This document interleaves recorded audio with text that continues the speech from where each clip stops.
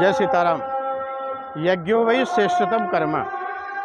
मानव जीवन के लिए एक सबसे बड़ा सुदृढ़ मनुष्य जीवन यापन करने के लिए, मनुष्य जीवन को समझने के लिए, मनुष्य जीवन के समझ करके अपने जीवन को आगे बढ़ाने के लिए यज्ञ का एक बहुत बड़ा महत्व है। मनुष्य के जीवन के लिए एक संपूर्ण यज्ञ संपूर्ण जीवन को सुधार देता है। यदि हम यज्ञ की प्रक्रिया को, यज्ञ के कर्म को, यज्ञ के विधान को, यज्ञ की विधियों को समझ लेते हैं तो कारण ये भगवान विष्णु का स्वरूप है।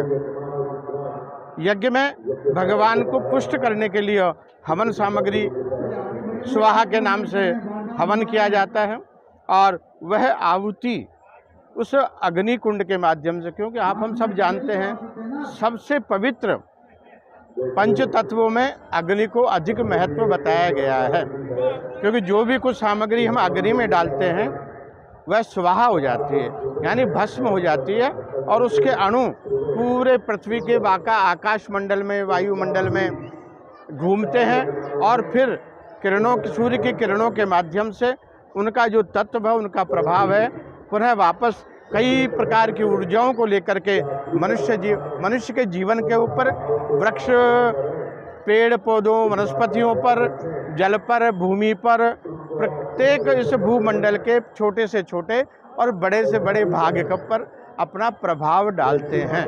ये एक सबसे बड़ी एक बहुत बड़ा वैज्ञानिक विवेचन मैं समझा रहा हूँ। यज्ञ, अग्नि और अग्नि से संबंधित मनुष्य का जीवन ये सर्वोपरि श्रेष्ठ है। यज्ञो वही श्रेष्ठतम कर्म इसलिए बताया गया है, यज्ञ में अग्नि का सर्वोपरि महत्व है।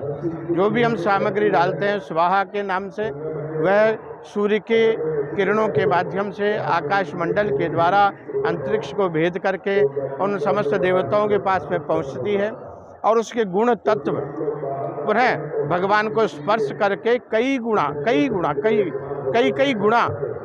उसका पुंज बन करके वापस इस पृथ्वी पर, इस भूलोक पर आता है और आकर के इस समस्त जीवों के ऊपर उसका प्रभाव पड़ता है।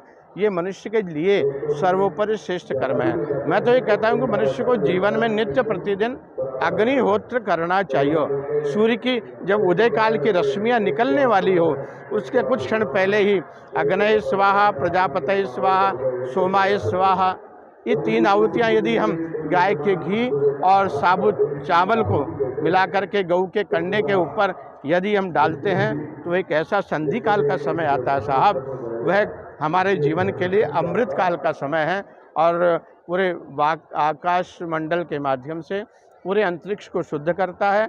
और शुद्ध करने से क्या होता है, हमारे ऊपर वायु के द्वारा, जल के द्वारा, अग्नि के द्वारा, आकाश तत्व के द्वारा सकारात्मक प्रभाव मन, बुद्धि, विचार और पूरे शरीर पर, पंच तत्वों पर पहुंचता है, जिससे हमारा अंतःकरण शुद्ध हो जाता है।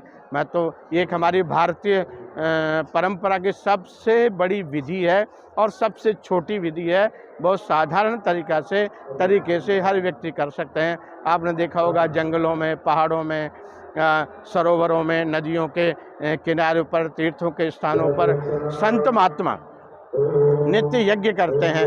अग्नि और जल दोनों उनके पास में रहते हैं। यही कारण है कि उनके पास में इतनी बड़ी ऊर्जा रहती है, जिससे हम जाकर के उस ऊर्जा के माध्यम से हमारे जीवन को सफल बनाते हैं। और जो कामना लेकर के हम उनके पास में जाते हैं, वो हमारी कामना पूर्ण क्यों होती है कि वो नित्य अग्नि में हवन करते रहते हैं और वह भस्म भी यदि वो दे देते हैं भगवान के नाम से, उसमें बहुत गुण और तत्व होते हैं जो हमारे शरीर में उस भस्म को लेकर के, चरणामृत के माध्यम से लेकर के हमारे शरीर के कई प्रकार के विकारों को दूर कर देती है। ये